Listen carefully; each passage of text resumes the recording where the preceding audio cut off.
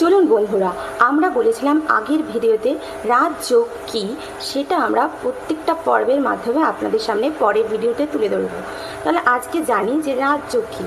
রাজযোগ হলো এমন একটা যোগ যেটা হলো যোগের মধ্যে সর্বশ্রেষ্ঠ যোগ। যেই যোগ, এই রাজযোগকে আমরা পাওয়ার অফ সায়েন্স বলে থাকি। বন্ধুরা, আমরা তো শরীর অসুস্থ হলে ডাক্তারের কাছে যাই, শরীর সুস্থ করে তোলার জন্য মেডিসিন নিই, ওষুধ খাই। কিন্তু মনের অসুখ হলে আমরা কি ডাক্তারের কাছে যাই, মেডিসিন নিই? আগেই ভাবি, বাবা মনের অসুখ নিয়ে ডাক্তারের কাছে যাব, তাহলে তো লোকে আমাকে পাগল বলবে।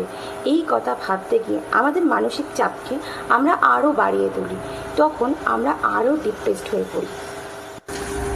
তখন সেই এফেক্টটা আমাদের শরীরের উপর এসে পড়ে। কারণ মন যদি সুস্থ না থাকে তাহলে আমরা শরীরকে কখনোই সুস্থ রাখতে পারবো না। তাই সর্বপ্রথম আমাদের মনকে আগে সুস্থ রাখতে হবে। মনকে সুস্থ রাখার ওষুধই হলো রাজযোগ, মেডিটেশন, যার মাধ্যমে আমরা আমাদের মনকে সুস্থ রাখতে পারবো। এবার আমরা জানব রাজযোগ কী। রাজযোগ শব্দের মধ্যে আমরা পাই রাজ প্লাস যোগ। রাজ মানেই হচ্ছে রাজ করা।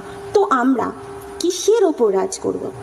আমরা যদি এই যোগ শিখি তাহলে আমরা আমাদের কর্ম ইন্দ্রিয়ের ওপর রাজ করতে পারবো। কিন্তু আমরা আমাদের কর্ম ইন্দ্রিয়ের রাজা না। এক একটা কর্ম ইন্দ্রিয়ের কাছে আমরা বশীভূত। এই এক একটা কর্ম ইন্দ্রিয়ই আমাদের মনকে পরিচালনা করছে। এই রাজযোগের মাধ্যমে আমরা শিখব কীভাবে মনের দ্বারা আমাদের কর্ম ইন্দ্রিয়কে আমরা বশীভূত করতে পারব। আর এই যোগ আমাদের মনকে হালকা ও সুস্থ রাখতে সাহায্য করবে।